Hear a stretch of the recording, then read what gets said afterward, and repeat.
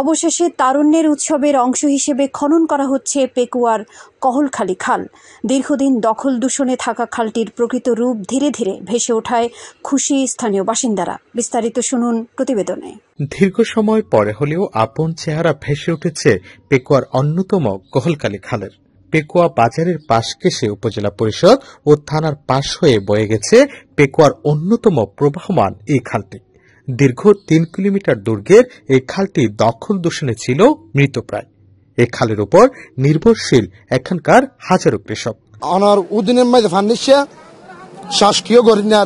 এখন যাতে হাল পরিষ্কার হয়ে যার গই, এখন পানি মানে বর্ষা তো পানি লামি যাইব, পানি চলাচল হইব। খালটি দীর্ঘদিন দখল দূষণে ভরপুর থাকায় পেকুয়া সদরের বাম্যাখালী, শিকদারপাড়া, মিয়াপাড়া সহ আশেপাশের শত শত একর জমিতে চাষাবাদ অনিশ্চিত হয়ে পড়েছিল। দীর্ঘদিন পর খনন কাজ শুরু হওয়ায় খুশি স্থানীয় কৃষকেরা।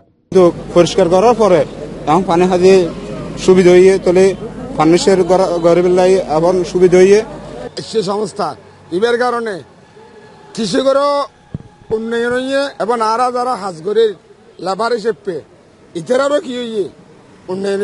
পেকুয়া উপজেলা পরিষদ সূত্রে জানা গেছে, কহলখালী খালটি পেকুয়া বাজারের অংশ থেকে পেকুয়া উপজেলা পরিষদ পর্যন্ত 2 কিলোমিটার অংশ খনন কাজ ও পরিষ্কার পরিচ্ছন্নতার কাজ শুরু করেছে এনজিও সংস্থা রিসার্চ ইন্টিগ্রেশন সেন্টার রিক। ওয়ার্ল্ড ফুড প্রোগ্রামের অর্থায়নে প্রায় 100 জন শ্রমিক নিয়মিত খালটি খনন ও পরিষ্কার পরিচ্ছন্নতার কাজে নিয়োজিত রয়েছেন বলে জানান রিকের কর্মকর্তা হোসনে মোবারক আরমান। এর নাম মূলত এগ্রিকালচার ইনফ্রাস্ট্রাকচার, যাতে কৃষকরা এমন একটি অবকাঠামো সৃষ্টি করবে যেটার কারণে কৃষকরা উন্নত হয়, এই কৃষকদের ফসল বৃদ্ধি পায়, কৃষকরা উপকৃত হয়। পাশাপাশি আমরা যে কাজটি করতেছি এই কাজের মাধ্যমে যে আমাদের কাজে যে সংযুক্ত আছে তার একটি পরিবার পরিচালনা করা যায়। এই খনন কাজের মধ্য দিয়ে কৃষকের মুখে ফুটেছে হাসি, তবে তারা খালটির পুরো অংশ খননের দাবি জানান। সুমন, বাংলাদেশ বেতার, কক্সবাজার।